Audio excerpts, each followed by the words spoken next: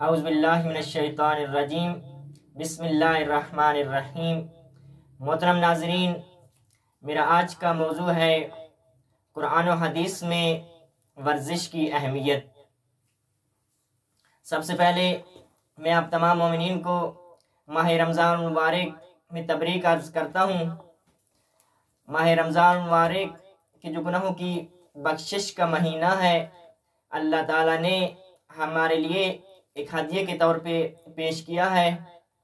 हमें चाहिए कि हम इस महीने में ज़्यादा से ज़्यादा कुरान मजीद की तिलावत करें।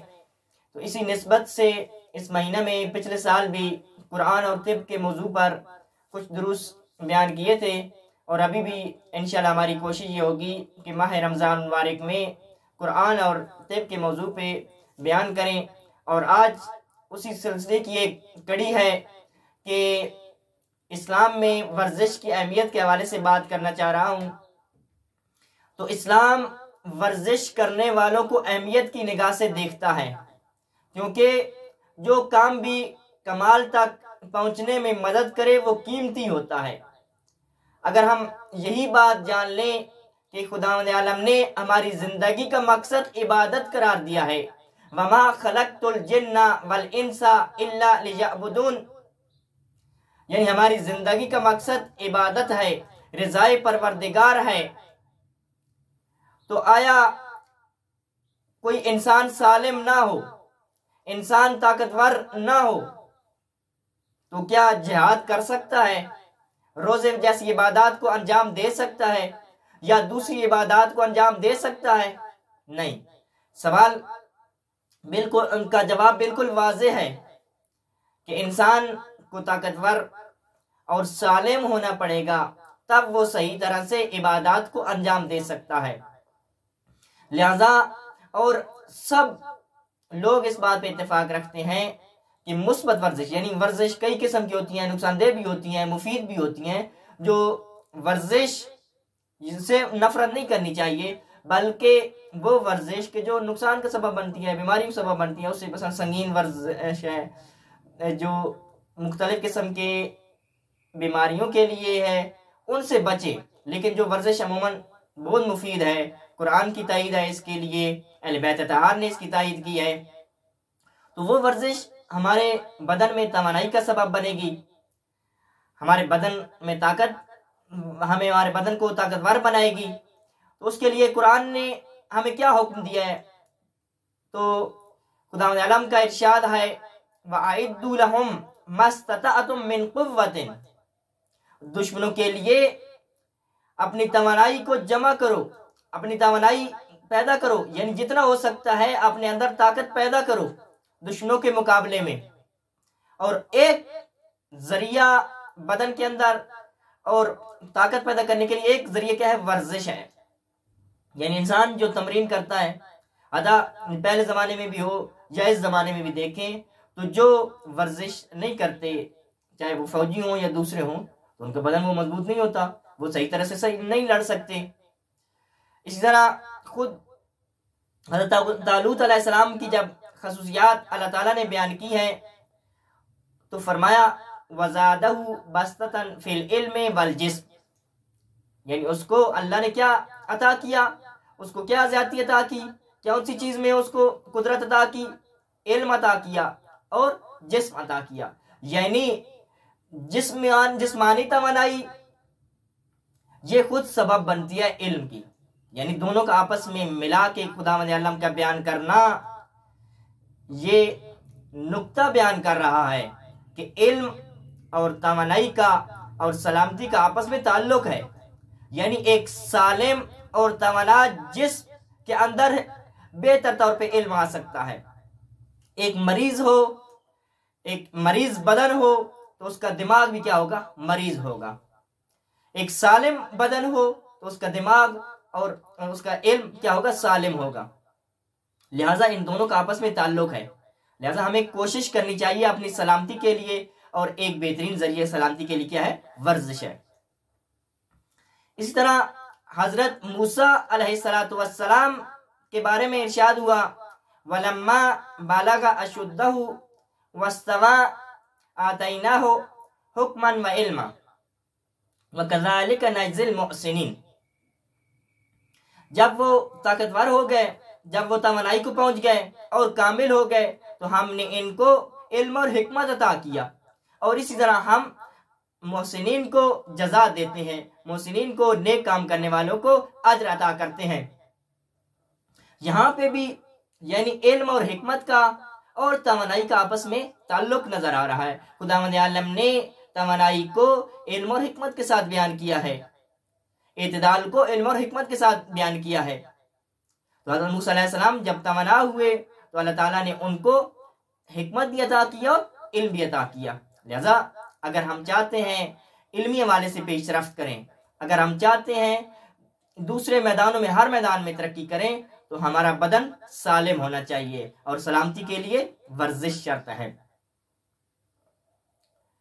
इस तरह खुद तकरीर मासूम भी है कि तकरीर मासूम से क्या मुराद है कि मासूम के सामने फेल अंजाम पाए और मासूम खामोश रहें और बयान न करें, तो एक तरह की मासूम की तायीद होती है। मिसाल के तौर पे हज़रत याकूब अलैहिस्सलाम, सूरह यूसुफ में वाक़या बयान हुआ है कि हज़रत याकूब अलैहिस्सलाम के बेटे क्या कहते हैं कि अरसिल हो माना गदन यरता व यलअब, यानी खेलने के हवाले से वो कहता है कि हम इनको ले जाएंगे बैर और इनके साथ खेलेंगे, इनको खिलाएंगे। तो वहां पे हज़रत याकूब अलैहिस्सलाम ने खेलने के हवाले से इतराज नहीं किया, खामोश रहे, खेलने की कोई बात नहीं की। इस तरह उसके बाद जब वो एक तरह का बहाना ढूंढ के ले आते हैं कि हम क्या कर रहे थे, या अबाना इन्ना ज़हबना नस्तबिकु, कि हम क्या कर रहे थे, हम मुसाबका दे रहे थे, हम आपस में खेल रहे थे। तो उस वक्त भी हज़रत याकूब अलैहिस्सलाम ने इनके मुसाबके पे बात नहीं की।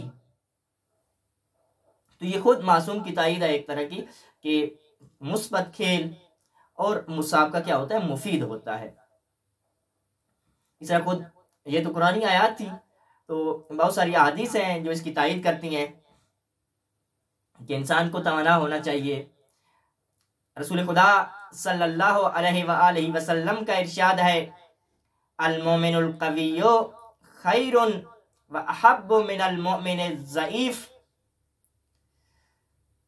कि जो मोमिन कवि होता है, ताकतवर होता है, वो ज्यादा बेहतर होता है और ज्यादा महबूब होता है खुदावंद आलम का उस मोमिन की निस्बत को जो ज़ईफ़ होता है और कमजोर होता है, चाहे वो जिस्मानी हवाले से हो, चाहे वो रूहानी हवाले से हो। तो हमें अपने अंदर ताकत को पैदा करना है, हमें अपने अंदर तमन्नाई को पैदा करना है, अगर हम चाहते हैं कि खुदावंद आलम के महबूब बने। इस तरह रसूल खुदा सल्लल्लाहु अलैहि वसल्लम इरशाद फरमाते हैं, खुशबख्ती इस इंसान के लिए जो इस्लाम के आईन और कवानीन को कबूल करे। यानी एक क्या खुशबख्ती का सबब क्या है कि इस्लाम को कबूल करना, उसकी कवानीन को कबूल करना। दूसरी खुशबख्ती का सबब क्या है, उसकी आमदनी इसके अखराजात को पूरा करे, यानी इंसान की इतनी आमदनी हो कि उससे अखराजात पूरे हो रहे हो, वो परेशान ना हो, वो कर्ज ना ले रहा हो, और इसका बदन तमन्ना और ताकतमंद हो। यानी तीसरी क्या है कि इंसान खुशबख्त, कौन सा खुशबख्त इंसान है, जिसका बदन ताकतवर भी हो और तमन्ना भी हो, यानी सालिम हो। इस तरह इमाम अली अलैहिस्सलातु वस्सलाम का इरशाद है, अस्सेहतु अफजलुन निअम, कि अफजल तरीन जो नेमत है वो क्या है, सेहत है। सेहत होगी तो हम बहुत सारे काम कर सकेंगे, बहुत सारी इबादत को अंजाम दे सकेंगे। और सेहत के लिए वर्जिश, बार बार कह रहा हूँ कि एक तरह की शर्त है, यानी अगर हम वर्जिश करेंगे तो हमारा बदन सही रहेगा, वगरना बीमारियों का गढ़ बना रहेगा। इसी तरह इमाम हसन अलैहिस्सलातु वस्सलाम इरशाद फरमाते हैं, फबादिरु अस्सेहता सेहतल अजसाम फी मुद्दतिल आमार, यानी अपनी तमाम उम्र में क्या करें, अपनी तमाम उम्र में अपने बदन की सेहत के लिए कोशिश करते रहें। जिनमें से एक वर्जिश है ग़िज़ा के हवाले से, यानी जब भी कुरान ने भी कहा हुआ है कि जब भी ग़िज़ा खाएं तो दिक्कत करें, और जो काम सबब बनते हैं इंसान की सेहत का, तो इंसान को कोशिश करता रहना चाहिए कि इंसान सालिम रहे और सेहतमंद रहे, चाहे वो रूहानी एतबार से हो या जिस्मानी एतबार से हो। तो अवाइल इस्लाम में मुख्तलिफ किस्म की वर्जिशें होती थी जो अहादीस में भी इशारा की गई हैं। टाइम की किल्लत की वजह से मैं अहादीस नहीं बयान करूँगा, सिर्फ वो तीसरवाज जो फहरिस्तवार बयान कर देता हूँ कि ये वर्जिशें बयान होती थी, बयान हुई हैं और अमली तौर पे भी उस ज़माने में अंजाम पाती थी। उनमें से एक क्या है? तीर अंदाजी। इस तरह घोड़सवारी बहुत मुफीद है। घोड़सवारी बहुत सारी बीमारियों का एक तरह का इलाज है। तैराकी है, हदीस में इन तीन चीज़ों की बहुत ज़्यादा कि तीर अंदाजी, घोड़सवारी और तैराकी एक तरह की यानी वलदैन का वजीफ़ा बयान किया गया है कि वो अपने बच्चों को सिखाएं। इसी तरह प्यादा रवी है यानी चलना, कुश्ती है, तलवार के साथ लड़ना खेलना, इसके अलावा वज़न बर्दारी है, वज़न को उठाना, ऊँट सवारी है, हाथी सवारी है, पत्थर और नेज़ों को फेंकना। ये उस हदीस में ये इशारे हुए हैं कि ये वर्जिश है एक तरह की। तो वर्जिश के फ़वाइद जो अमूमन बयान किए जाते हैं, चंद एक वो आपकी खिदमत में पेश करता हूँ। उनमें से एक क्या है? वर्जिश शादाबी का सबब बनती है। यानी जो इंसान वर्जिश करता है वो शादाब रहता है, खुशहाल रहता है, टेंशन और परेशानी का उसको नहीं होती। इसी तरह एक बहदफ जिंदगी गुजारना और हदफ तक पहुंचने को इंसान सीख लेता है। यानी हदफ बनाता है ना कि मैं ये मसलन वजन उठाऊंगा, मैं ये काम करूंगा, या मसलन खुद को बदन को आमादा करता है खास किस्म के कामों के लिए। तो एक तरह के वो समझ जाता है कि मैंने अब ये छोटा सा हदफ अभी हासिल कर लिया ना, तो मैंने बड़े हदफ तक पहुंचना है। तो यानी हदफ तक पहुंचने को और हदफमंद जिंदगी गुजारने को सीखता है वर्जिश के जरिए से। इस तरह दिल की बीमारियों के जो खतरे होते हैं वो कम हो जाते हैं। जो दिल के मरीज हैं, कोलेस्ट्रॉल के मरीज हैं, शुगर के मरीज हैं, इस तरह और दूसरे कई किस्म के जो ज़्यादातर जो खून की मुश्किलात होती हैं, गिलज़त खून यानी खून का गाढ़ापन, इस तरह के लोग वर्जिश ज़रूर करें, इनके लिए बहुत मुफीद है वर्जिश। इस तरह नींद बेहतरीन आती है।